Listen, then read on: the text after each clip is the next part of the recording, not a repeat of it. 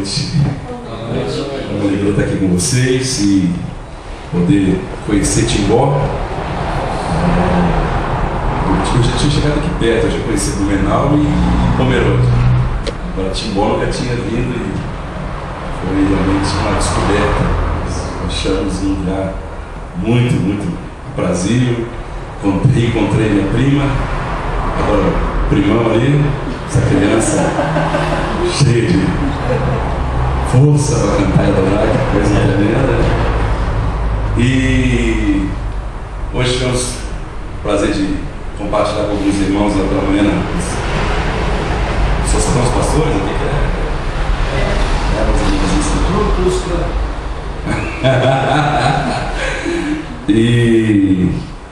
E agora à noite a gente queria compartilhar um pouco daquilo que Deus está fazendo na igreja e nas nossas vidas, porque Deus tem movido algo novo sobre a terra, não algo novo no sentido de uma novidade, mas de um mover que está tocando as nações da terra, de que está gerando algo de Deus para esses últimos dias. E esse algo novo de Deus que está sendo gerado é aquilo que Ele mais deseja, é aquilo que Ele mais espera de nós, aquilo que Ele mais busca, que é estar tendo um relacionamento íntimo conosco. Ele quer ser nosso amigo. Ele acabou de cantar, quero ser amigo de Deus. João, quando perguntaram, João disse, eu sou amigo do noivo. E ser amigo do noivo, ser amigo de Deus, é justamente para o que nós somos chamados, para vivermos essa vida de comunhão, de intimidade com Ele.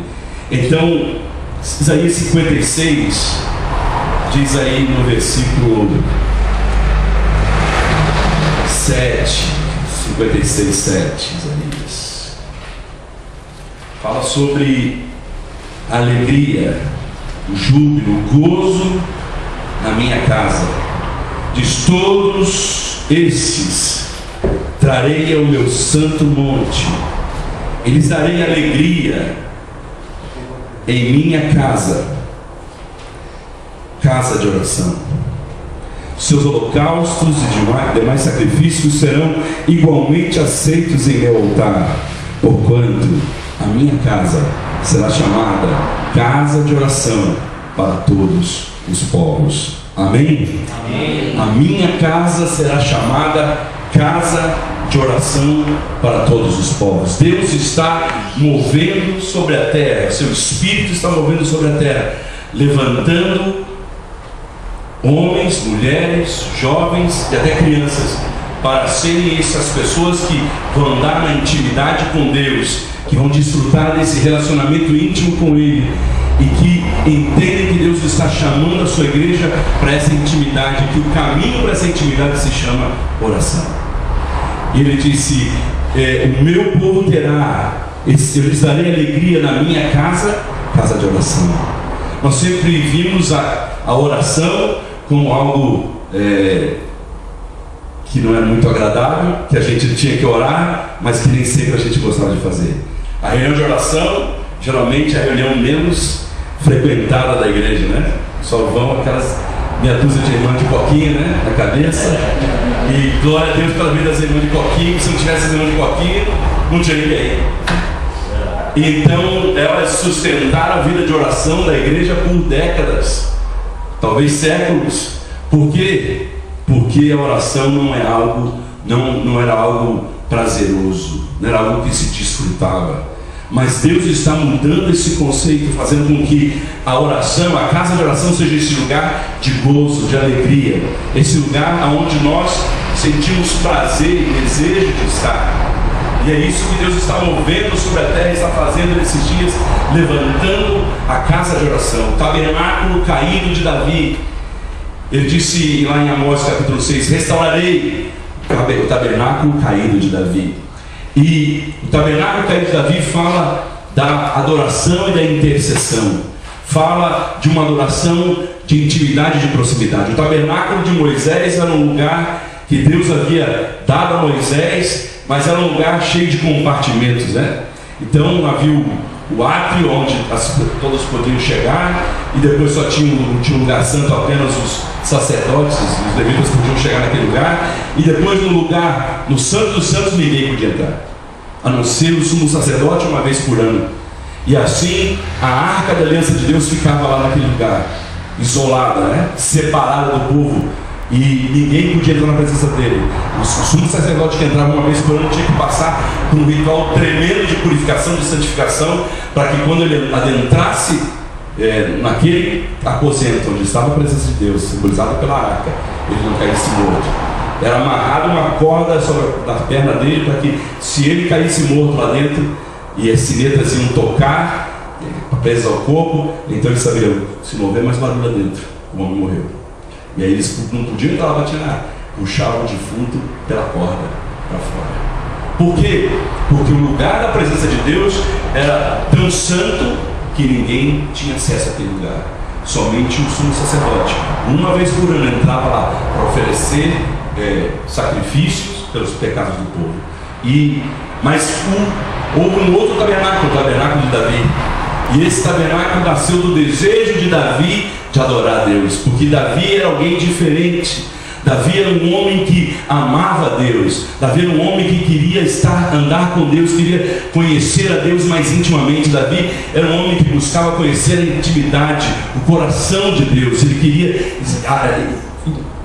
conhecer as emoções, os sentimentos que permeavam as suas ações. Então Davi foi além. Ele foi esse homem que viveu além do seu tempo, fora do seu tempo, porque era um homem que tinha algo mais do que os daquele tempo que viviam com ele. Então Davi tinha esse desejo. Lá Salmo 132 fala: Davi disse: não vou dar descanso às minhas pálpebras, eu não vou deitar na minha cama e descansar o meu corpo, até que eu construa um lugar, até que eu edifique um lugar para que o Senhor possa descansar, um lugar para a habitação do meu Deus. Ele tinha esse desejo no coração. Você sabe que Deus não deixou Davi construir o templo que ele desejava tanto fazer, porque era um homem de guerra, de batalhas, era um valente guerreiro. E então Deus disse: ele tinha derramado sangue demais. Deus disse: não é você que vai fazer isso, mas um herdeiro da sua casa, o seu filho é que vai edificar esse lugar para mim. Então Davi preparou tudo. Davi buscou em Deus qual seria esse lugar. Davi buscou a revelação de Deus para esse lugar. Davi preparou todos os recursos do seu tesouro particular, do tesouro do seu reino, e preparou tudo e instruiu a seu filho Salomão para que ele edificasse um lugar que fosse digno do nosso Deus, que fosse um lugar assim como nunca havia sido visto antes. Mas Davi tinha esse desejo. Saul tinha reinado por anos em Israel e nunca tinha mencionado sequer de buscar a arca da aliança, a arca que simbolizava a presença de Deus que estava com os filisteus. Ele jamais intencionou isso. Mas Davi, assim que ele chegou em Jerusalém, que tomou Jerusalém, disse: nós temos que trazer a arca de volta. Aonde está a arca? Está lá com os filisteus, então vamos buscá-la. Errou da primeira vez, tentou trazer no carrão filisteu, no carro de tração animal, e Deus se rejeitou-se aí dessa maneira.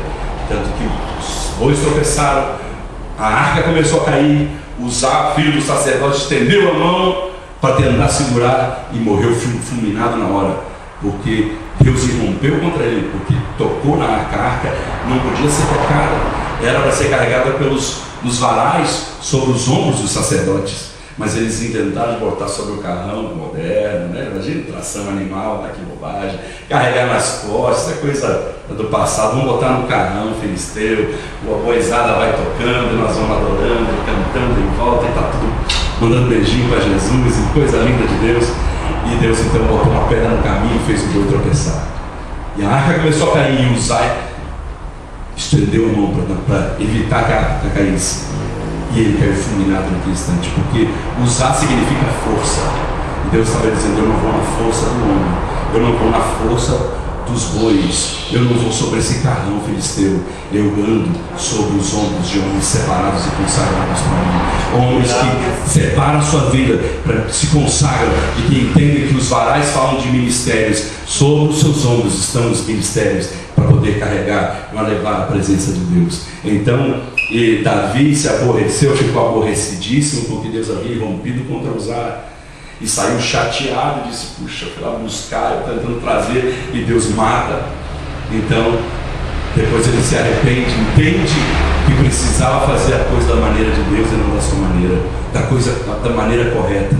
E então Davi trouxe a arca de volta para Jerusalém, para a adoração, ou seja, para o lugar de adoração, e queria colocar no centro, no meio, para que o povo olhasse para Deus, para que o povo estivesse com Deus. E então construiu um tabernáculo de um só cômodo, uma tenda que só tinha um cômodo, e colocou a arca no centro e disse: agora tem que adorar a Deus. Então Davi, eu acabei de dizer, vivia além do seu tempo, à frente do seu tempo, e ele instituiu uma adoração que naquele tempo inexistia, era impossível que as coisas fossem dessa maneira. Mas a ousadia, a intrepidez, o desejo pela presença de Deus, o amor que ele tinha pelo Senhor, fazia com que todas as convenções, todas as regras viessem abaixo e ele pudesse desfrutar da intimidade do Senhor. E ele não queria isso apenas para ele, mas que todo o povo pudesse estar naquele lugar. Então Deus disse: eu vou levantar novamente, Deus dizendo: eu vou levantar novamente o tabernáculo caído de Davi, vou reerguê-lo das suas ruínas, porque esse é um lugar onde Deus deseja estar e se relacionar com o seu povo, com intimidade, na proximidade, estar junto do seu povo. Deus quer tabernacular conosco. Quando Jesus entregou sua vida na cruz do Calvário, o véu foi milagrosamente rasgado de alto a baixo quando ele bradou na cruz, e ali a separação que havia foi desfeita. Ele estava dizendo: o caminho está aberto agora, e através do novo e grande caminho que é Jesus, todos vocês podem chegar à minha presença. Davi, milhares de anos antes disso acontecer, já desfrutava dessa intimidade, dessa presença com o Senhor. Por quê? Porque Davi desejava Deus mais do que qualquer coisa na sua vida. O Salmo 27, versículo 4, fala a poesia do coração de Davi, dizendo assim: uma coisa só eu peço, uma coisa só importa, uma coisa só eu desejo, que eu possa habitar todos os dias no teu templo, na sua casa, para contemplar a sua beleza e inquirir no seu templo. Davi estava manifestando aquilo que movia o seu coração, aquilo que estava mais latente, adormecido, tinha deixado, que ele não queria que estivesse latente, que ele queria que estivesse sendo expressado, e que todos soubessem que o maior desejo que movia o coração dele era a presença de Deus. Então o que estava para os demais adormecido era algo distante, para Davi era algo próximo e importante. Ele desejava a presença de Deus. Então Davi disse: ele era rei, ele tinha poder, ele tinha autoridade, ele tinha riquezas, ele tinha autoridade sobre todos os seus súditos. Era uma palavra dele, e dizia: mate esse agora, ele morrer. Ele, se dissesse vá preso, aquele vai preso. Se dissesse solta aquele era solto. Davi era a maior autoridade de Israel, e ele tinha todas essas demandas, imagine, de um rei, de comandar toda aquela nação. Mas ele tinha poder, autoridade, riquezas, tinha tudo que um homem podia imaginar dele. Mas ele fez essa declaração e diz: só uma coisa importa, só uma coisa eu quero, só uma coisa move meu coração. Eu quero Deus, eu quero a presença de Deus, eu quero estar no seu templo, eu quero estar na casa de oração, eu quero estar diante dele adorando, eu quero estar contemplando a sua beleza, eu quero andar com esse Deus, eu quero conhecer a sua formosura, a sua beleza, eu quero conhecer os seus atributos, eu quero conhecer o seu coração, os seus sentimentos, eu quero estudá-lo, eu quero ser íntimo dele. Aleluia. Nós, infelizmente, vivemos hoje numa igreja em que a pessoa mais desconhecida da igreja é o próprio Deus, é Jesus. Por nós não conhecermos um ilustre desconhecido da igreja. Por quê? Porque as pessoas conhecem Jesus histórico, as pessoas conhecem o Jesus dos milagres, as pessoas conhecem o Jesus que fez todas as coisas que ele fez aqui na terra. Mas se você perguntar para as pessoas quem é Jesus, as pessoas não sabem defini-lo. As pessoas não sabem descrevê-lo. As pessoas não sabem dizer quais são os seus atributos divinos. Então, Jesus, o Deus da igreja, o Senhor da igreja, é um ilustre desconhecido da igreja, porque se prega sobre tudo nos púlpitos, até sobre coisas que não são da palavra de Deus, mas pouco se fala acerca de Deus e de Jesus e do Espírito Santo. Mas nesses últimos dias, Deus quer quebrar essa barreira. Deus quer se aproximar do seu povo e se revelar como nunca antes Ele se revelou. Nós vamos ver Deus revelando o seu coração como nunca antes foi revelado na história da humanidade nesses últimos dias, pelo desejo que Ele tem de ser conhecido, pelo desejo que Ele tem de se revelar, pelo desejo que Ele tem de andar em intimidade conosco, pelo desejo que Ele tem de ter uma noiva apaixonada, de ter uma noiva que o deseja, uma noiva que o ame, uma noiva que o busque, uma noiva para Ele. Mas que noiva nós somos?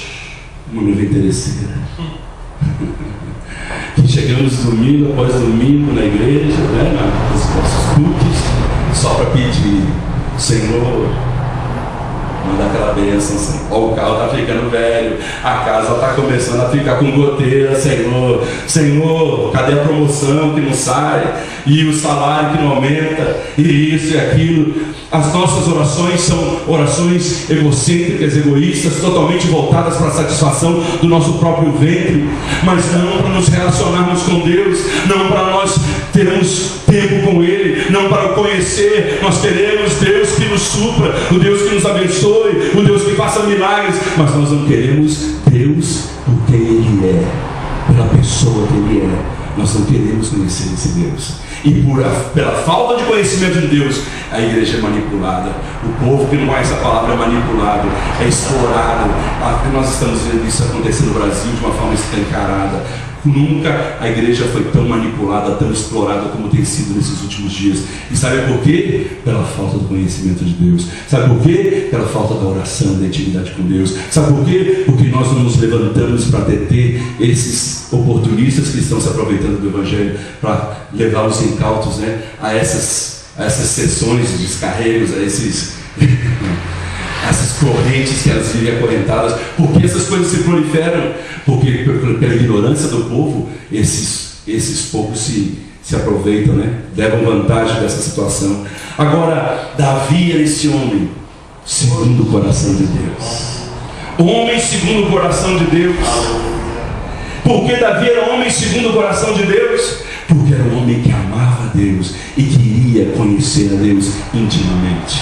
Deus está movendo nesses dias sobre a terra para que a igreja seja despertada para a intimidade, para a presença de Deus, para assumir a sua identidade como noiva e tomar posição de se preparar, amadurecer no amor para que ela possa se encontrar com o Senhor. Eu quero muito que a minha esposa compartilhe aqui no final alguma coisa sobre cantares. E falando sobre a noiva, sabe, esse relacionamento da noiva e do noivo.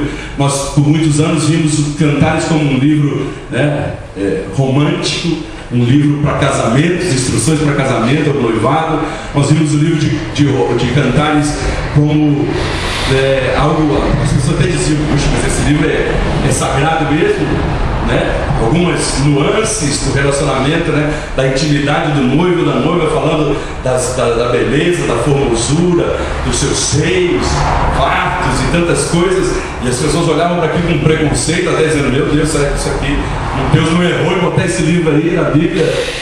Mas deixa eu dizer, queridos, Cantares fala do relacionamento da igreja com o noivo. A noiva sendo preparada, a noiva sendo amadurecida no amor, a noiva sendo testada pelo noivo, a noiva entendendo a importância e desejando o noivo, a noiva depois íntima do Senhor, provocando ciúme nas filhas de Jerusalém. Ai, irmãos, eu piro na batatinha, eu fico louco quando eu vejo essas coisas. Eu falo: meu Deus, que coisa maravilhosa, como nós passamos tanto tempo sem entender essas coisas.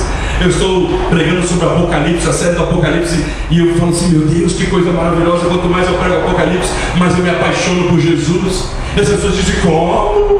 Apocalipse, apaixonar por Jesus? Claro, ali está o plano do noivo de se encontrar com a sua noiva, os dois estabelecerem o reinado de Deus sobre a terra. E fala assim: isso é um plano maravilhoso. Você lê o Apocalipse, estuda o Apocalipse, e você está vendo desde a queda do homem lá no Gênesis, você vê o Êxodo, você vê Noé, você vê todas as do passado, você vê Cantares, você vê os profetas, e você fala assim: meu Deus, tudo isso era apenas sombras apontando para o que Deus vai fazer nesses últimos dias, através da igreja, através da noiva. Eu falo: meu Deus, como é que nós passamos tantos anos com os nossos olhos fechados para isso, e dizendo: não, o Apocalipse é só para os eruditos, só para os historiadores, ou para aquelas pessoas que não tem o que fazer e gostam de alguma coisa estranha, né? Um preconceito com o Apocalipse. E são os dois livros que Deus tem mais nesses dias nos revelado e nos mostrado coisas tremendas. Deus está restaurando a igreja, está começando a quebrar todos os velhos paradigmas, todos os velhos conceitos que nos prendiam, que nos amarravam às tradições religiosas, quebrando todos os moldes, todo o engessamento que foi produzido em nós pelos moldes religiosos, e nos fazendo livres para sermos esses verdadeiros adoradores que o adoram em espírito e verdade. Amém? Então Deus começou a mover, o Espírito Santo está movendo, arquitetando um mover mundial em todas as nações. Deus está fazendo algo tremendo, que é despertando a igreja para ser casa de oração. Jesus disse lá em Mateus, ele disse: a minha casa será chamada casa de oração, no entanto vós a transformais num covil de ladrões.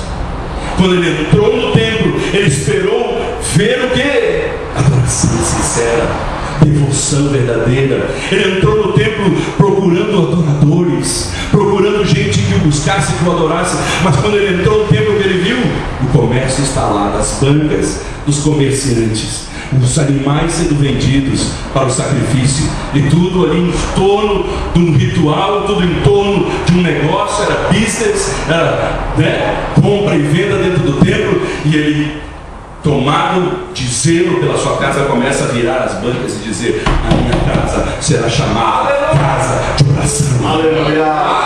Casa de oração. E não vai ser mais esse covil de ladrões que tem se transformado. Imagine se Jesus entrasse hoje na maioria das igrejas evangélicas do Brasil. As bancas iam rolar. As bancas iam rolar. Os mercadores iam sair correndo. Jesus ia virar as bancas, ia denunciar o que está sendo feito de errado dentro da casa dele. E como é que Deus vai fazer isso? Levantando uma igreja que entende o seu propósito, levantando uma igreja que conhece o seu coração, levantando uma igreja que ora, que vai mudar o conceito, a história, e trazer aquilo que Deus quer fazer nesses últimos dias. Deus está arquitetando, o Espírito Santo está movendo sobre a terra, levantando casas de oração. As estruturas religiosas que nós levantamos, as paredes denominacionais que nos separam e nos dividem, estão caindo por terra. Sabe por quê, irmãos? Porque nós vamos ter uma única identidade. Nós vamos ser chamados casa de oração. Casa de oração. Eu estava hoje ministrando para os pastores dessa cidade. Eu disse: eu não vim aqui falar para o pastor da igreja quadrangular, para a igreja batista, para a igreja presbiteriana, para o pastor. Eu vim falar para a igreja em Timbó. Eu vim trazer a mensagem de Deus para Timbó. A igreja que está em Timbó precisa ouvir o que Deus está fazendo nesses dias. Deus está movendo a sua igreja para se mover uma nova identidade. A identidade não do prisma humano e natural, mas do prisma celestial. Do prisma celestial, ele olha para nós e nos vê casa de oração. Aleluia. Casa de oração. Casa de oração. Casas de oração estão se proliferando pela terra. As pessoas estão aprendendo a amar a presença de Deus, a desejar a presença de Deus como nunca antes, a valorizar a presença de Deus, a não querer Deus apenas para satisfazer as suas necessidades, para satisfazer os seus caprichos, para satisfazer os seus apetites, mas Deus como amigo, amigos do noivo. Somos chamados para sermos amigos do noivo, a nos relacionarmos com eles, a sermos casa de oração. Então Deus disse a Mike Bico, diretor da casa de oração de Kansas City, onde nós passamos um período lá de 6 meses, minha filha voltou, ficou mais 6 meses, ela ficou um ano lá, e nós passamos esse período todo lá,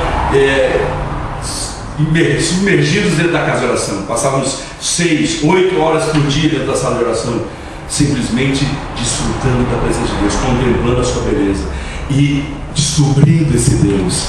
E como que isso aconteceu? Eu contei para os pastores. Deus me visitou 2 anos atrás dentro do meu quarto. Eu estava de madrugada, numa madrugada fria em Curitiba, e Deus, a glória de Deus encheu o quarto. Eu nunca havia sentido daquela maneira, uma coisa transcendental, poderosa. E esse Deus começou a falar comigo e disse: estende a mão para fora do edredom. Eu estendi a mão e ele coloca um diamante que enchia a minha mão, algo enorme, um diamante mais brilhoso, uma coisa absurda. E eu disse: para mim isso nem existe, um diamante desse tamanho, de tão grande, de tão brilhante. E comecei a fazer perguntas e ele veio me respondendo, e nós fomos ali, passando aquele tempo. Eu falava assim: eu só não quero embora, eu não quero perder essa presença, eu não quero essa glória. O diamante é legal, mas o que eu quero é você, fica aqui por favor. E aí nós fomos conversando. Eu fazia perguntas e ele respondia, eu dizia algumas coisas, ele dizia se sim, se não, e passamos aquele tempo juntos. E no final eu me vi entrando num avião, e na porta do avião estava a bandeira dos Estados Unidos, e eu entrava com o diamante dentro do paletó, assim, do bolso, e eu parava e olhava assim, e dizia: como é que pode, como é que eu consegui passar? Polícia Federal, entrar no avião com um diamante desse tamanho no bolso, ninguém me fala nada, era uma coisa enorme, ficava assim, né? E eu estranhava aquilo. E aí eu perguntei no final para ele: mas o que significa tudo isso? Ele falou assim: você vai entender, alguém vai te revelar tudo, e você não vai ter dúvida nenhuma, porque vai ter um sinal lá que vai confirmar tudo isso. E eu fui, 3 meses depois eu estava indo para os Estados Unidos, mas já havia me esquecido dessa visitação que eu tive, dessa revelação que eu tive. Eu não estava ligando uma coisa com a outra. Fui para conhecer a sala de oração em Kansas City. Um pastor amigo nosso tinha ido para lá, seu filho estava lá passando um tempo estudando lá, e nós falamos, minha esposa disse: por favor, vá conhecer a sala de oração. Nós estávamos passando um período terrível de 10 anos de deserto, 10 anos mortos, e naquele instante eu falei: eu vou.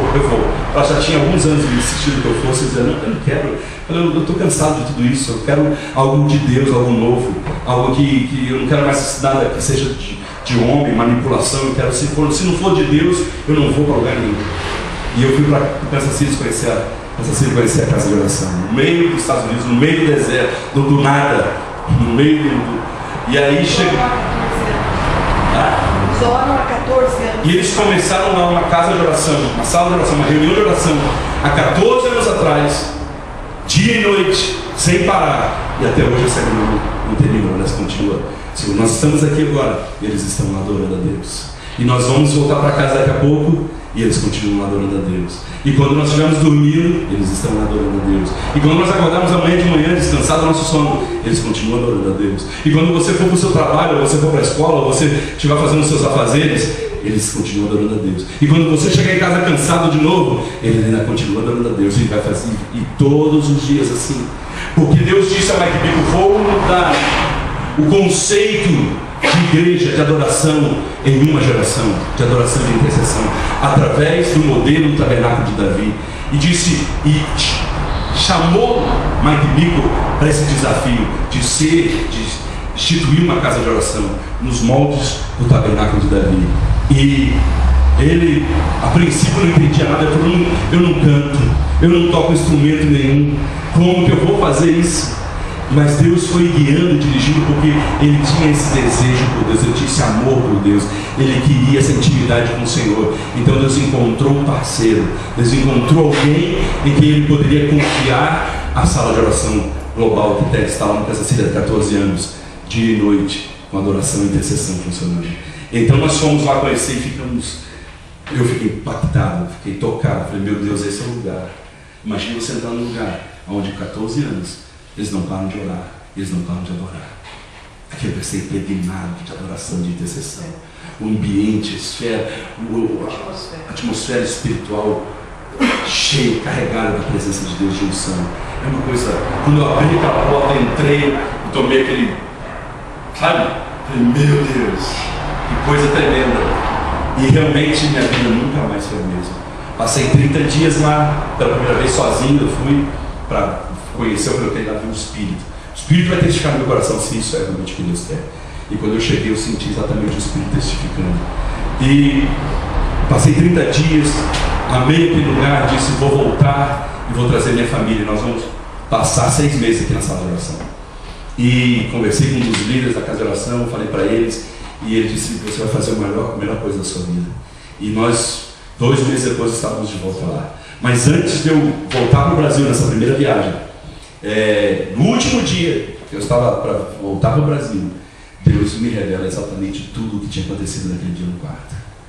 Deus faz de uma forma assim tão tremenda as conexões, né? As pessoas dizem, nem o Spielberg seria capaz de bolar uma trama dessa, uma coisa tão engenhosa. Vocês não têm ideia de tudo que aconteceu, tudo que nós conversamos, e depois uma pessoa me revela tudo isso de uma forma mais clara possível, e ter o sinal dentro da casa dela que não me deixou dúvida nenhuma que era essa pessoa que Deus tinha separado e preparado para me revelar. No último dia, eu estava na casa de um pastor brasileiro, lá no Kansas City, e tem uma congregação brasileira e hispana lá.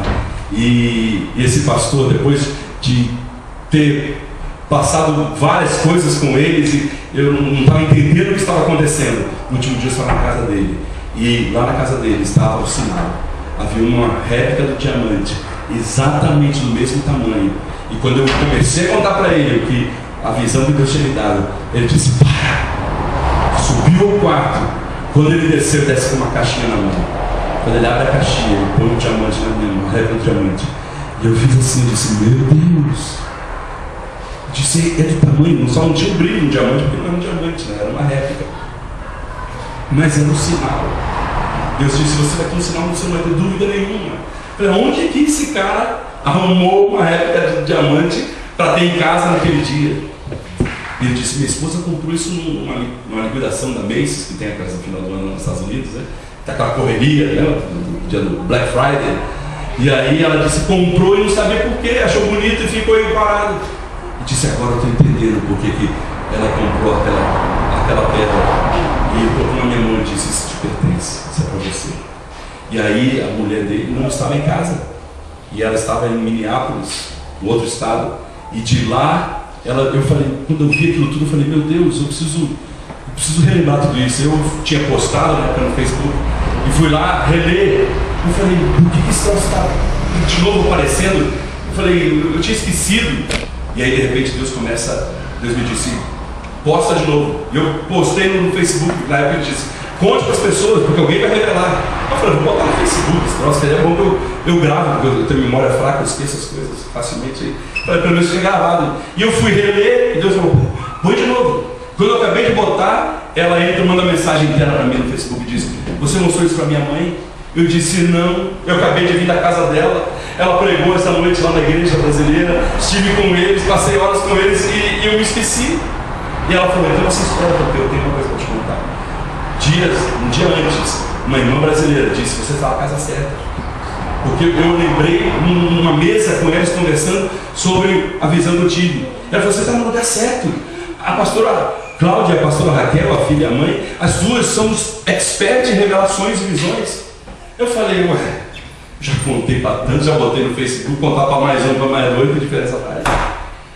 E quando eu chego lá na casa dele, começo a contar para ele, ele traz a réplica do diamante, coloca na minha mão. E aí eu fui lá e fui relembrar de tudo que tinha acontecido, postei novamente.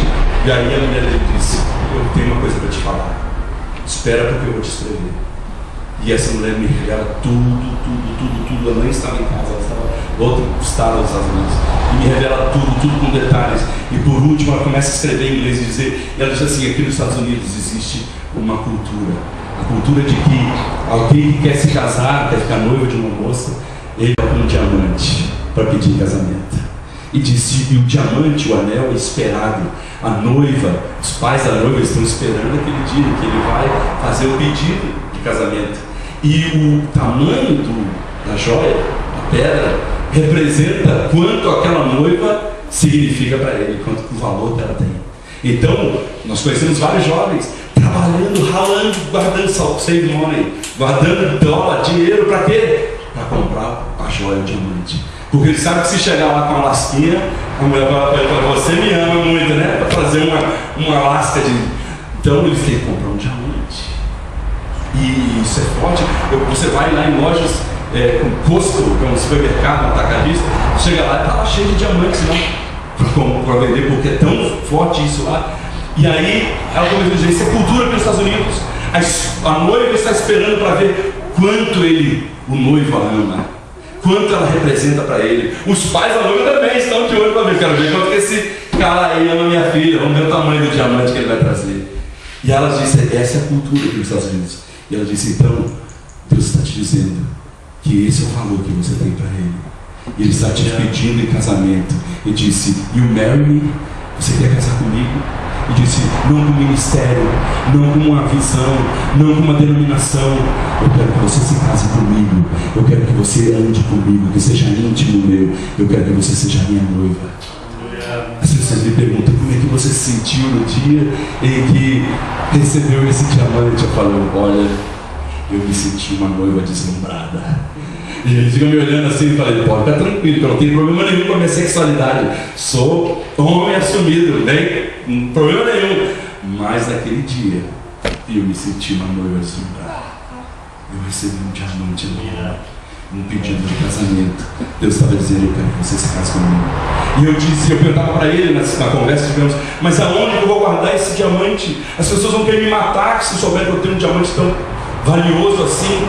E aí eu falo: existe algum banco, algum cofre seguro para guardar isso aqui no Brasil? E eu mesmo dizia: não tem. E ele dizia: realmente não tem. E eu falei: mas então como é que vai ser? E eu me vi entrando na vida nos Estados Unidos, acabando nos Estados Unidos.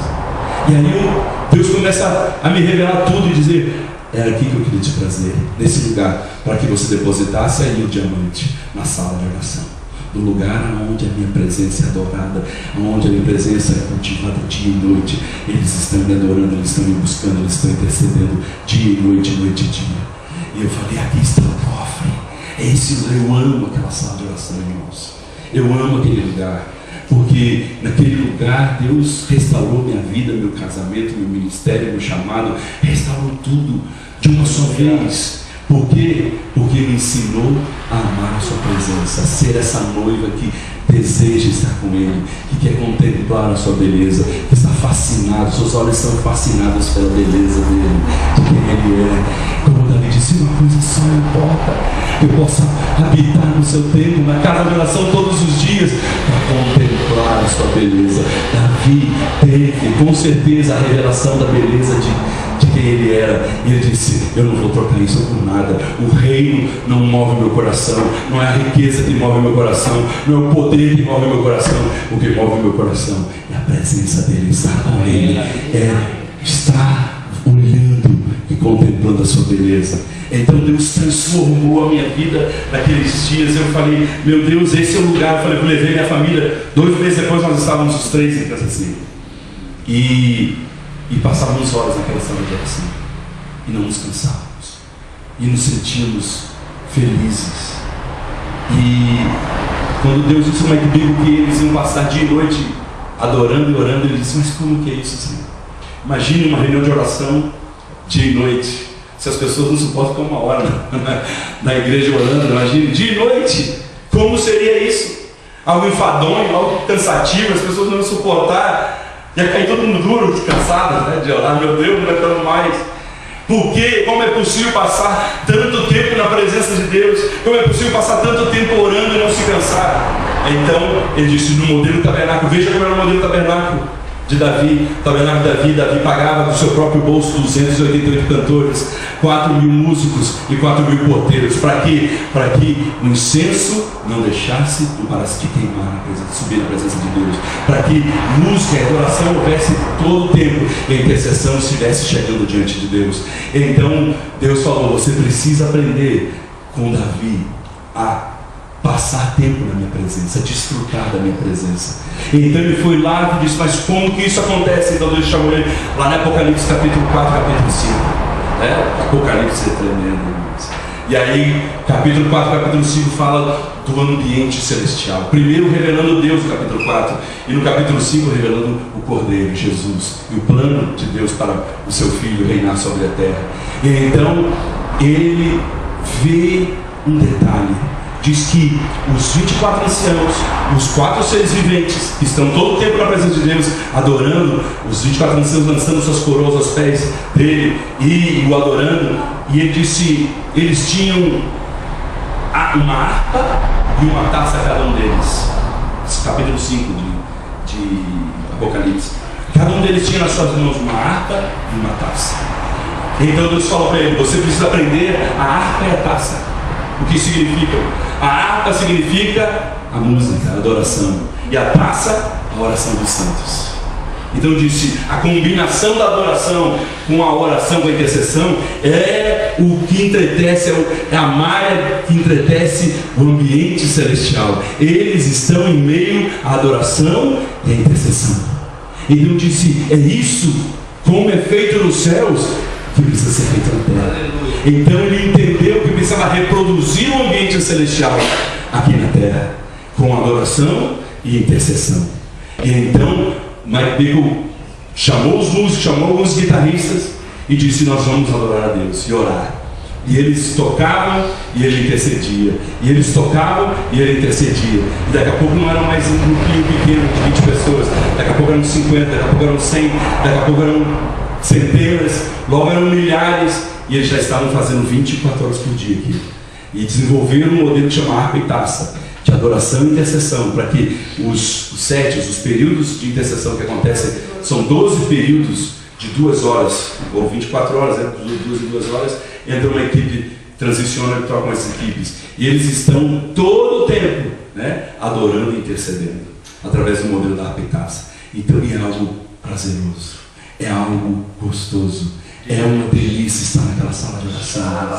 Ele disse aqui, eu lhes darei alegria. Outra versão diz, eu lhes darei gozo na minha presença. A presença de Deus não é cansativa. A presença de Deus, orar não é algo enfadonho. A presença de Deus é a coisa mais tremenda e gloriosa que nós podemos desfrutar. Ele quer fazer com que nós sintamos gozo, alegria na sua presença. Toda a oração, o ambiente está saturado de adoração e intercessão. Então esse ambiente espiritual que vai reproduzir o ambiente celestial aqui na terra. É exatamente aonde Deus habita. Ele habita no meio dos louvores do seu povo. Ele quer tabernacular conosco. Ele quer se revelar a nós. Ele quer vir até nós. Ele quer mostrar a sua glória. Ele quer revelar quem Ele é. Ele quer que nós andemos na presença dEle. Ele quer que nós sejamos cheios do Espírito. Ele quer que nós o adoremos com cânticos, hinos e salmos. Ele quer que nós salmodiemos diante dEle, como era feito no passado lá na igreja apostólica, quando começou em Atos. Eles falavam, falai entre vós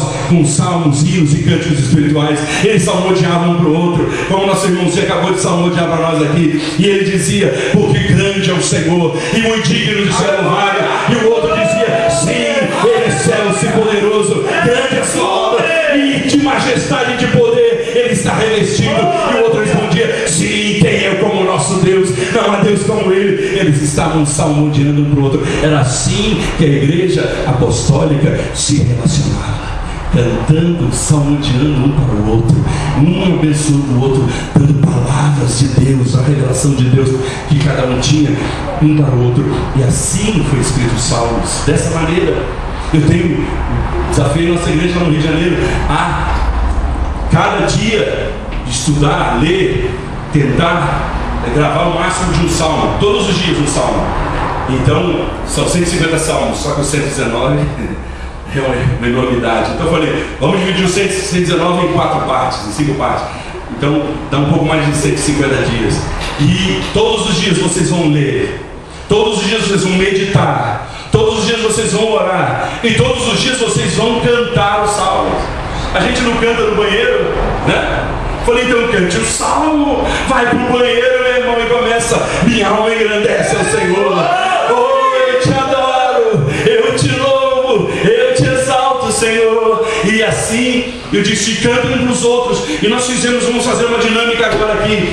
No final da reunião eu disse, vamos para a prática. Meu irmão, de 2 em 2, salmodei para o seu irmão, cante para ele, ou ore para ele, o salmo. E começou um salmodiar para o outro. E no final, os rostos deles resplandeciam. E eles estavam cheios de Deus. E eu falava assim, meu Deus, que coisa maravilhosa está acontecendo aqui hoje. Sabe por quê? Porque eles estavam fazendo aquilo que a palavra diz que nós devemos fazer, de nos edificar mutuamente, com cânticos, com salmos, com hinos. E eles estavam saindo de lá, respondendo assim, olha como é simples. Em vez de chegar na igreja e ficar falando baboseira, em vez de chegar para antes da reunião e ficar fazendo fofoca, futrica, em vez de ficar falando bobagem, murmurando do pastor, entendeu? Vai salmodiar com seu irmão, meu irmão. Você vai refletir a glória de Deus. Os seus rostos vão brilhar, irmãos. Oh, meu irmão, que experiência maravilhosa. Então é isso que nós fazemos na casa de oração todos os dias. Estamos salmodiando, estamos cantando para Deus. O que é que nós cantamos? A palavra de Deus. O que é que nós oramos? A palavra de Deus. Então essa é uma casa de oração sem denominação. Chama Casa Internacional de Oração. E lá vão gente de tudo que você possa imaginar. Todo tipo que você pode imaginar. Gente do mundo inteiro vai para lá. Estão se mudando para lá para ficar perto da sala de oração. Vão para lá para aprender isso lá na Universidade de Europa. E lá, que coisa tremenda, irmãos. Você entra lá e você vê cada figura lá dentro. Outro dia minha filha, quando ela ficou lá 6 meses depois que a gente voltou, ela disse que foi um dia com as amigas comendo no Subway, na lanchonete. E chegou lá no Subway, o dono era um hindu, pessoa da Índia, né? Com aquelas características, né? E aí elas olharam e estranharam ele, né? E ele reconheceu elas do IHOP. Não, ele perguntou de onde. Perguntou, né? De onde vocês estão? De onde vocês estão? Ela falou, sou do Brasil, a outra pessoa não sei de onde. Aí falou, o que vocês estão fazendo aqui? Ela falou, nós temos uma IHOP lá na sala de oração. E aí ele falou assim, vocês são da IHOP? Olha, eu também estou todos os dias lá. Ela disse, mas você é cristão? Não, mas eu vou todo dia lá para adorar o mesmo Deus que vocês adoram.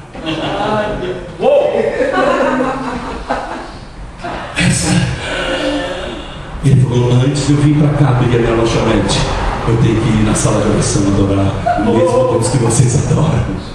As barreiras estão caindo, irmãos. As pessoas estão... Sabe o que os muçulmanos dizem? Os cristãos não oram. Se eles amassem o Deus dele como nós amamos, eles orariam mais. Você sabe que eles são de oração. Eles são de oração. Mas eles perguntam para um muçulmano sobre os cristãos, eles não oram. É por isso que eles não nos respeitam. É por isso que eles não nos ouvem. É por isso que eles não aceitam Jesus como Deus, como Senhor. Sabe por quê? Porque eles falam, o povo não ora. Mas agora eles estão vendo os cristãos orar. E eles estão dizendo, opa, por que os cristãos estão orando tanto? Por que eles estão parando para orar, para buscar a Deus? E então eles estão respeitando. Eles estão, pode, fica à vontade comigo. Obrigado. Senta aqui, ó. Isso. Seja bem-vindo, prazer. Por que eles estão fazendo isso? Então os muçulmanos estão se abrindo para o Evangelho. Sabe por quê? Porque estão vendo os cristãos orarem. A igreja que ora muda o ambiente. A igreja que ora muda a sua aparência. A igreja que ora muda o ambiente todo. Muda cidade, nação. A igreja que ora tem poder de transformar tudo. Porque a sala de oração, o lugar de oração, é o lugar mais poderoso do universo. É o lugar de governo sobre a terra. É na sala de oração, é no lugar de oração que nós movemos os céus, que nós movemos as hostes celestiais, que nós movemos o braço de Deus. Quando nós entendemos a importância e o valor da oração, nós não vamos trocar por mais nada. Porque quando você tem um minuto na glória, vendo a glória de Deus, um vislumbre da sua glória, você não quer mais nada. Todas as coisas perdem valor, nada mais tem importância, tudo se apaga diante da glória de Deus. Eu quero a glória de Deus, eu não troco por mais nada. Depois que eu descobri isso, eu falei, eu quero ficar com Ele. Aleluia! Eu vou trocar pelo quê? Shopping center? Eu vou trocar pelo quê? Pela televisão? Eu vou trocar pelo quê? Pela internet? Porque a gente estava na América, né? Nós estamos nos Estados Unidos. E encontramos uma igreja que ora. Uma igreja que ora. Então Deus disse, vocês vão sentir gozo, vocês vão sentir alegria na minha casa, casa de oração. Deus está mudando esse conceito. A casa de oração, o lugar de oração, não é um lugar enfadonho, não é um lugar para essa velhinha de coque que não tem mais o que fazer, que está esperando a morte. É um lugar de oração, é um lugar de encontro com a revelação de quem Ele é. Aleluia. Amém, irmãos. Irmãos, eu tenho tanta coisa para compartilhar, mas eu sei que vocês não vieram para uma vigília, vieram para uma reunião, né? E eu queria dar um tempo para minha esposa compartilhar sobre Cantares. Um resumo. Só bem pouquinho. Não tem como, né? Cantares fala desse romance da noiva com o noivo. Agora deixa eu dizer, irmãos, olha comigo. Como que eu vou passar tempo na presença de Deus se eu não conheço? Como eu vou passar tempo na presença de Deus se eu não amo? Como que eu vou amar quem eu não conheço? Então, para amá-lo e para passar tempo na presença dele, eu preciso primeiro conhecê-lo, quem ele é. Eu preciso estudar Deus. Eu não estou falando de religião, eu não estou falando de doutrinas humanas, eu estou falando de Deus. A igreja, as igrejas estão cheias de doutrinas, a igreja está cheia de coisas humanas, mas Deus, quem é Deus? Quem é essa pessoa? E sabe o que é mais incrível? É que Deus deixou o melhor, a cereja do bolo para o final, a revelação de quem Ele é. Como nunca antes foi conhecido Deus, Ele será nesses últimos dias, porque essa noiva apaixonada, chamada igreja, vai atrair a presença dEle. O Espírito e a noiva dizem: aleluia, Maranatá, ora vem, Senhor Jesus. Então, o que nós temos ensinado a igreja a aceitar o paradigma da noiva, entender que foi chamada para ser essa noiva apaixonada. E é uma das coisas, um dos sinais dos últimos dias, a igreja vai aceitar o paradigma da noiva. Nunca, em nenhum outro tempo da igreja, a igreja se viu como se vê, está se vendo agora nesses últimos dias como noiva. Deus está restaurando essas coisas. O primeiro mandamento da igreja: amar a Deus sobre todas as coisas, com todo o nosso coração, com toda a nossa alma, com todas as nossas forças, com todo o nosso entendimento. Deus está restaurando e levantando a igreja para ser essa casa de oração. E o que nós queremos é que você entenda que isso é um relacionamento. A igreja não pode ter a oração sempre foi uma reunião a mais, um departamento a mais. A igreja não pode viver espiritualmente ou sobreviver espiritualmente com um departamento que está falido, que está designado para algumas velhinhas de coque que vem orar uma vez por semana na igreja. Isso não sustenta uma igreja. A oração tem que ser o centro. O relacionamento, a intimidade com Deus precisa ser o motor dessa locomotiva, o que move a igreja. E isso é feito através do relacionamento de amor. Então eu amo, então eu desejo. Eu vi e fiquei fascinado, fui cativado pelo seu amor. Agora eu não troco a sua presença por nada e por ninguém. Amém, crianças? Amém. Fala, meu irmão. Boa noite, queridos. Tudo culmina em Apocalipse, certo? Os livros terminam em Apocalipse, não é assim? A Bíblia termina. Eu acho legal, em inglês fala Apocalipse é o livro da revelação. The Book of Revelation é livro da revelação. Ou seja, é para nos revelar a vontade, o que Deus quer para os últimos dias. E o capítulo 19 diz o seguinte: regozijem-se e alegrem-se e deem glória, pois chegou a hora do casamento do Cordeiro e a sua noiva já está pronta. Para vestir foi-lhe dado linho fino, brilhante e puro, e o linho fino são os atos de justiça dos santos. Quando eu cheguei nessa sala de oração, eu perguntava: como essas pessoas podem passar tanto tempo nesse lugar? As pessoas são livres. Os Estados Unidos é o país da liberdade. Não se impõe regras. Há uma liberdade na sala de oração. Você entra e sai a hora que você quiser. Se você quiser ficar 5 minutos, 10 minutos, 2 horas, 5 horas, é muito engraçado. É diferente até do nosso sistema de igreja. As pessoas levantam e elas vão embora, elas entram. Há liberdade.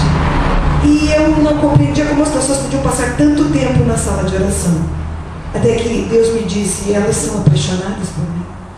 E alguém que está apaixonado não quer deixar o outro ir. Quando você aprender a se apaixonar por mim, você não vai querer que eu vá embora. Você tem me servido como um Deus distante. Você sabe de todos os meus benefícios, de tudo que eu posso dar e tudo que eu posso fazer, mas você ainda não conheceu o poder da minha presença. Então eu disse, Senhor, eu quero revelação como de uma noiva. Eu quero não olhar mais no meu relógio esperando a reunião terminar. Eu quero como quando eu era noiva do meu marido e que eu dizia, já acabou? Você já vai me deixar em casa e já vai embora? Ai, eu queria que nós ficássemos mais tempo. E a gente sempre diz que o relógio para dois apaixonados é um impedimento. Mas na igreja não é assim. A gente fala, ai, não estou lembrando mais. Essa reunião, será que eu vou ficar tanto tempo?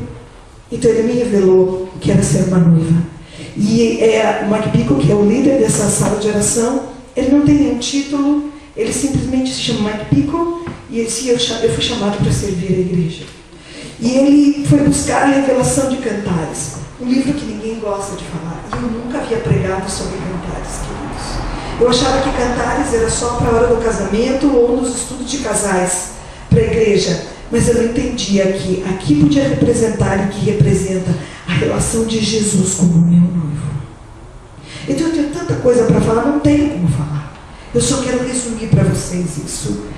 Cantares começa dizendo assim: ah, se ele me beijasse com os beijos da sua boca, ele me cobriria de beijos. Assim as suas carícias são mais agradáveis que o vinho. As fragrâncias do seu perfume suave, e o seu nome é perfume derramado. E não é à toa que jovens o amam. Leve-me com você, vamos depressa. Leve-me, o rei, aos seus aposentos. Eu não sei se vocês sabem, mas a Bíblia foi escrita na língua semita. A língua semita é o grego, o hebraico e o aramaico. Elas não são línguas como o português, que nós temos um monte de palavras para descrever. Elas são palavras simbólicas. Então, quando a Bíblia dizia que Deus fumegava com as suas narinas, significava o quê? Que Deus não estava contente. Quando dizia que subia fumaça até as narinas de Deus, significava o quê? Que Deus estava sentindo um aroma, um sacrifício sagrado, e ele estava se deleitando nisso. Então, quando Cantares foi escrito, e ele menciona a relação de um homem e uma mulher, porque na verdade é a história de Salomão, um rei, que se apaixona por uma moça que cuidava de algumas cabras, uma pastora de cabras, uma camponesa. Ele tinha todo o reino, seu pai havia deixado toda a fortuna, porque ele era filho de Davi. Ele foi quem construiu o templo, e ele tinha todas as mulheres do reino que ele quisesse. Mas ele olha para a Sulamita e ele diz: eu quero o amor daquela mulher. Então ele passa vários dias por aquele lugar e tenta conquistar, cativar a Sulamita. E ele não queria que fosse imposto a Sulamita que ela fosse ao seu reino. Mas ele queria que Sulamita ficasse apaixonada por ele. Assim é Jesus da sua igreja. Ele é rei, ele é poderoso, ele tem todo o poder, e ele podia dizer: eu quero que vocês me adorem, e que me amem, que fiquem comigo. No entanto, ele é rei, como a figura de Salomão representa que ele quer nos cativar. Ele quer arrebatar o nosso coração, e ele quer que a gente se apaixone por ele. Então eu entendi que aquelas pessoas naquela sala de oração estavam apaixonadas por Jesus. E eu era uma pastora de muitos anos, e eu amava a obra de Deus. Sempre fiz com sinceridade. Amava as ovelhas. Mas Jesus me disse o seguinte: nada pode estar entre eu e você. Se o teu ministério estiver, se o ministério que eu te dei estiver entre eu e você, filha, meu amor é tanto por você que eu sou capaz e posso tirar de você para ter você para mim. Eu quero o seu coração. Então, irmãos, eu comecei a me apaixonar por Deus. Eu comecei a ver Jesus Jesus diferente de tudo que eu tinha visto na minha vida. E eu entendi por que ele foi para a cruz. Eu entendi por que ele renunciou sua glória. Eu entendi que mesmo ele sendo filho de Deus, nasce num lugar pobre e se dedica a servir as pessoas em amor e se entrega naquela cruz por mim. E ele fez tudo isso por amor. E ele é digno da minha devoção, do meu amor. Vocês vão entender? Ele é digno da nossa devoção. Então Sulamita, que é a noiva, começa a cantar dizendo: ah, se ele me beijasse com os beijos da sua boca. Por ser uma língua de símbolos, ela estava dizendo: se ele me beijasse com os beijos da sua palavra. Ela está pedindo a ele a revelação, a impartição da sua palavra. Não há coisa maior e mais poderosa do que ler a Bíblia e ver Deus falando conosco. Muitas pessoas leem a Bíblia e não compreendem, porque elas precisam da revelação de Deus para elas. Por isso não basta ter uma religião e fazer parte de uma igreja. Eu preciso conhecer Jesus intimamente. Ela diz: ah, se ele me enchesse com a revelação da sua palavra. Sim, se ele me cobrisse de beijo, de revelação. Suas carícias são mais agradáveis, ela diz, que o vinho. Ela está dizendo que o amor, seu amor em outra versão, ou suas carícias, seu cuidado, são mais prazerosos do que o vinho. O vinho pode representar a felicidade e as coisas que esse mundo pode dar. A alegria. Ela está dizendo que estar com ele é melhor do que qualquer prazer que esse mundo pode nos dar. E ela diz: a fragrância do seu perfume é suave, e o seu nome é como perfume derramado. Eu não sei se você conhece o poder do nome de Jesus. Eu não sei se você conhece o poder do nome de Yeshua HaMashiach. Eu não sei se você conhece o poder que há nesse nome para curar. O poder que há nesse nome para libertar. O poder que há nesse nome quando ele é liberado na sua essência, na vida das pessoas que estão oprimidas, as pessoas que estão desesperadas. Então, ela diz: o seu nome é como perfume derramado. E não é à toa que os jovens te amam. Não é à toa que as pessoas te desejam. Não é à toa que eles querem. Às vezes as pessoas querem algo que elas não sabem. Então elas procuram, irmãos, nas drogas, elas procuram nas dependências, nos vícios, no álcool, elas procuram em prazeres, sexo, elas procuram e de repente aquilo tudo já não dá mais prazer.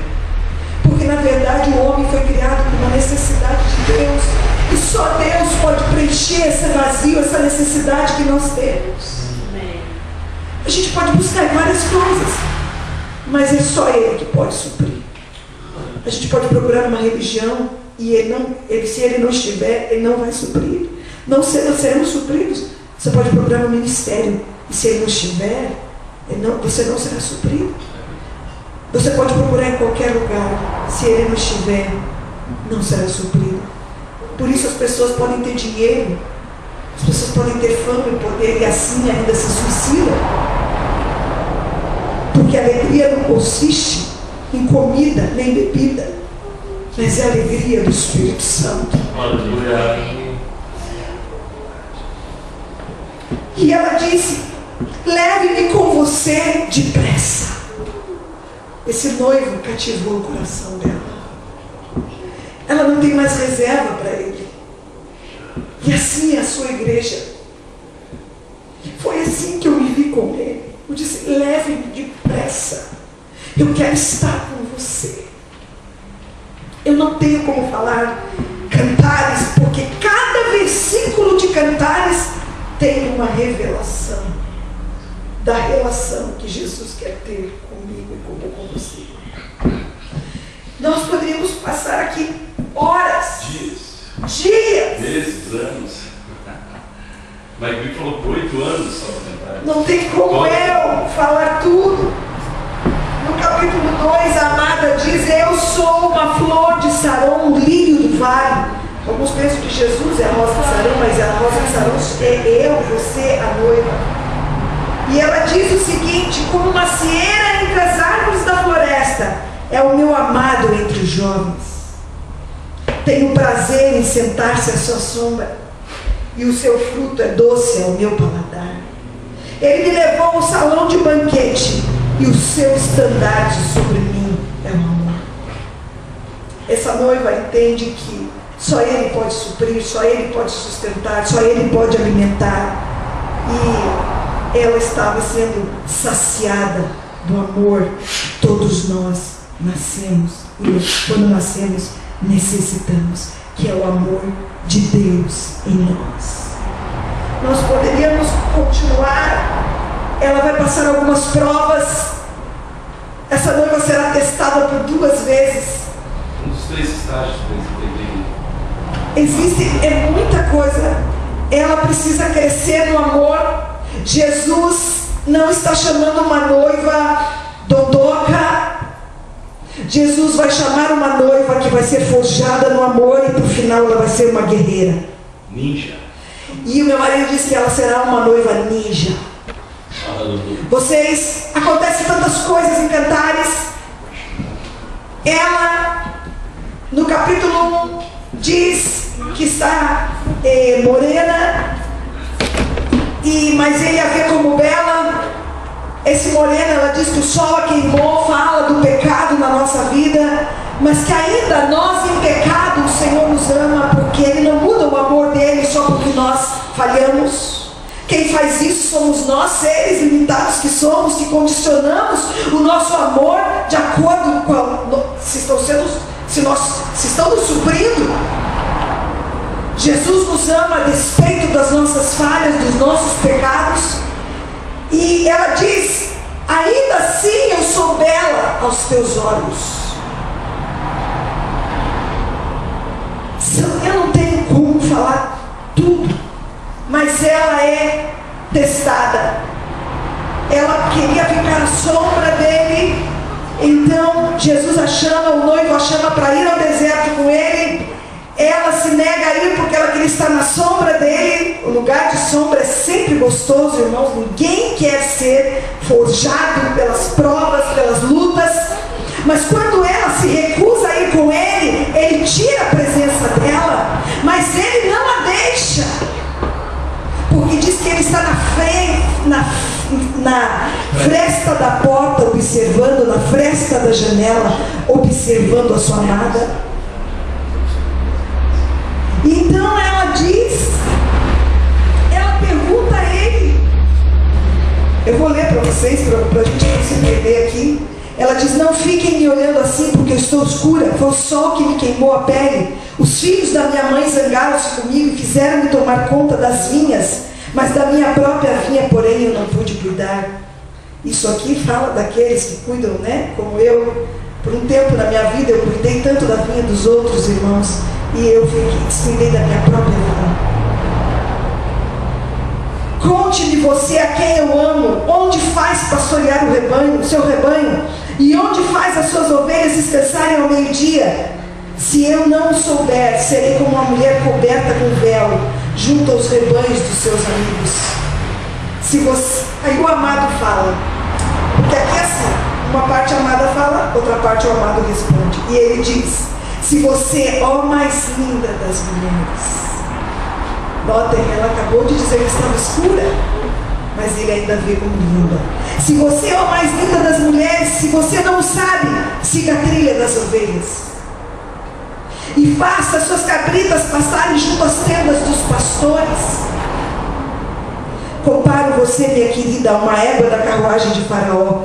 Como são belas as tuas faces, e entre os brincos e o seu pescoço, como os colares de joia. Tudo há um significado espiritual. Então as amigas de Jerusalém diz: faremos para você brincos de ouro com incrustação de prata. Essas amigas de Jerusalém, vocês vão ver que no meio do caminho elas vão falhar com ela, mas no final elas vão entender que amor tão impressionante um tem pelo outro. Então a amada diz: enquanto o rei estava em seus aposentos, o meu nardo espalhou a sua fragrância. E o meu amado é para mim como uma pequena bolsa de mirra que passa a noite entre os meus seios. O meu amado é para mim um ramalhete de flores de rena das vinhas de Engedi. Mirra fala da especiaria da morte. Quando alguém morria, era ungido com mirra. Fala que todo cristão, se quer crescer e amadurecer em amor, tem que morrer. Tem que morrer para os seus desejos, para as suas vontades, para a sua maneira de pensar, para poder estar livre, para que o noivo possa realmente ensinar, ministrar o seu coração.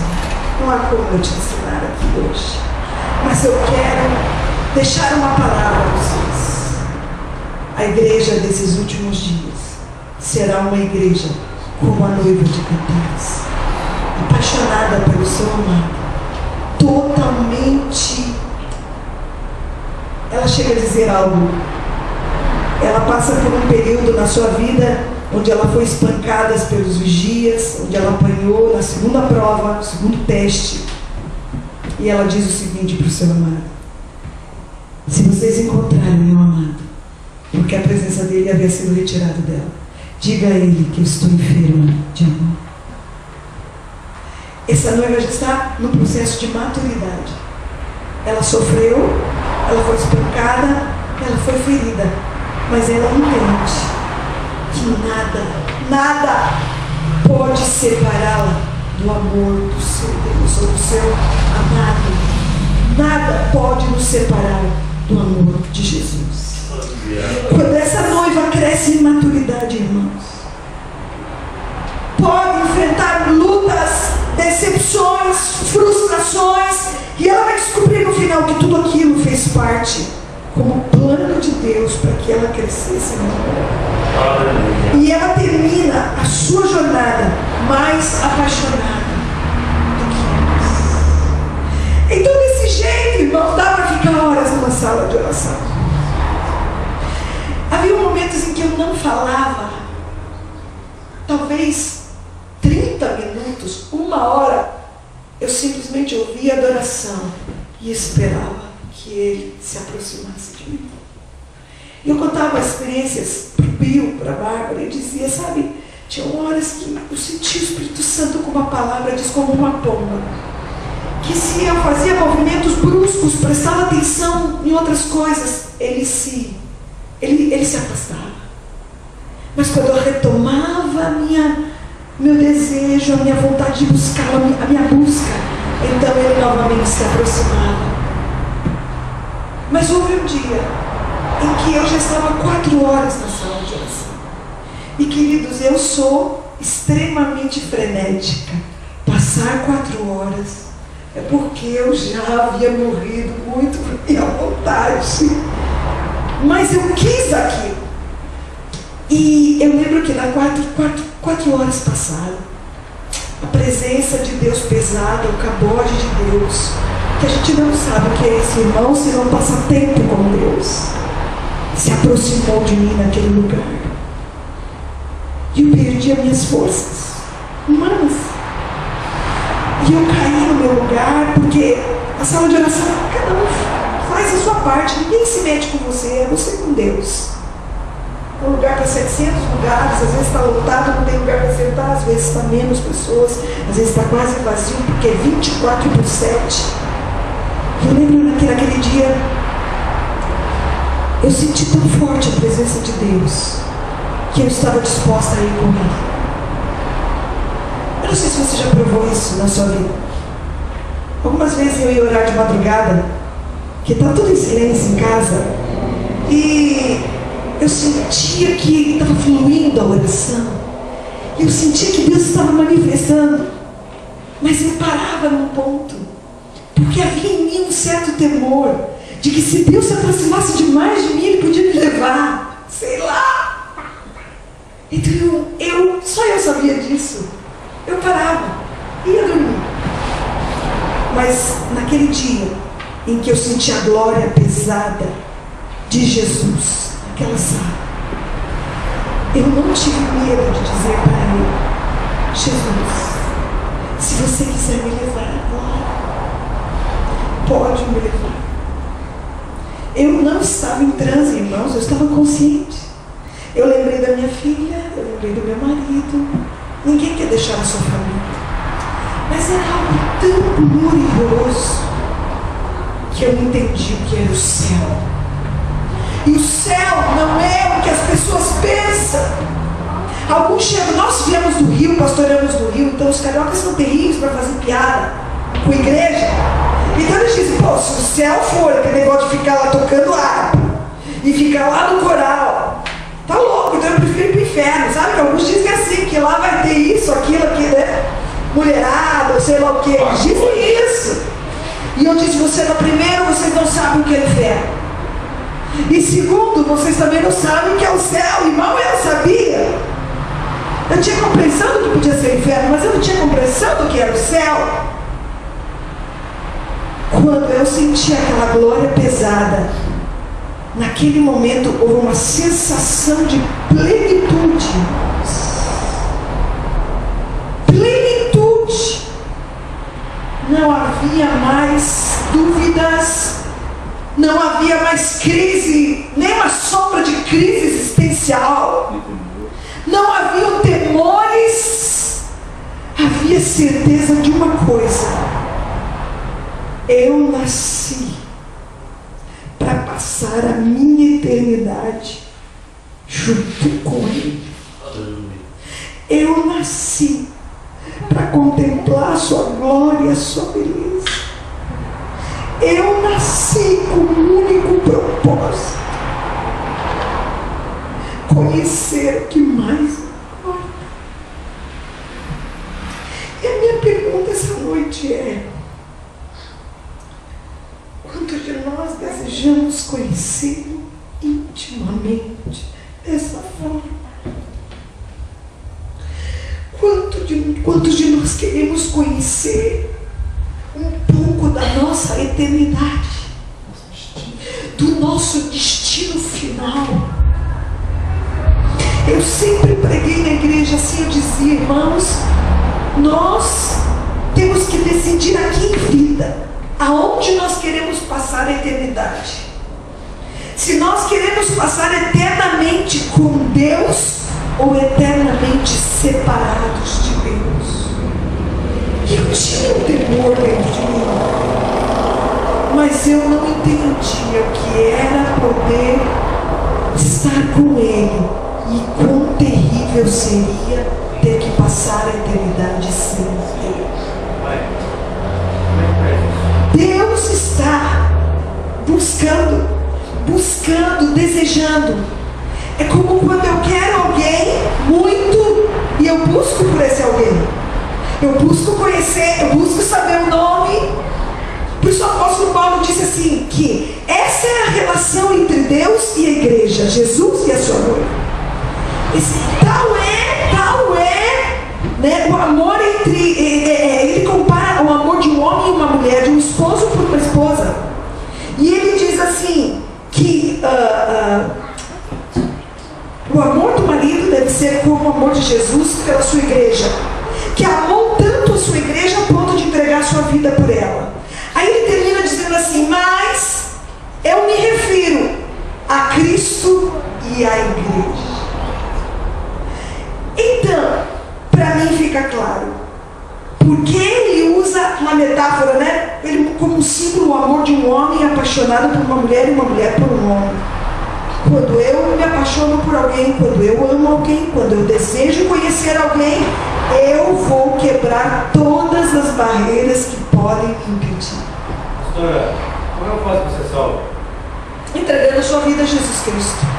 Fazendo uma oração, entregando essa vida, a sua vida e arrependendo dos seus pecados. Minha filha sempre diz o seguinte, que arrependimento não é sentir remorso porque eu falhei. Arrependimento é mudança de mente. Eu estava numa direção e eu digo, não, eu encontrei Jesus. Eu encontrei o sentido para a minha vida. E eu agora vou caminhar por outra direção. E eu quero caminhar com Jesus. Eu não quero mais essa vida. Eu quero uma vida diferente. Eu quero uma vida com peso de eternidade. Eu não quero uma vida medíocre, pequena, ridícula, uma vida como a dos demais. Eu quero uma vida. E como é que eu faço isso?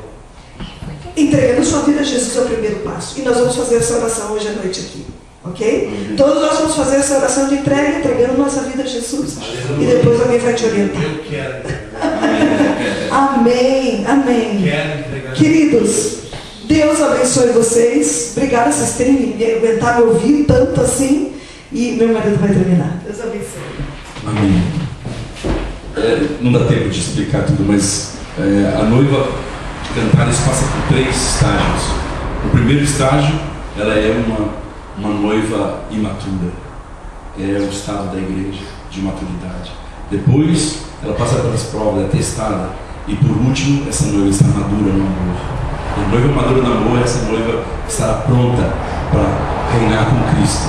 Então, leva muito tempo para a gente poder ministrar todas essas coisas, mas a gente queria que vocês tivessem uma noção do que é isso. Do que é esse relacionamento. Vamos ficar de pé.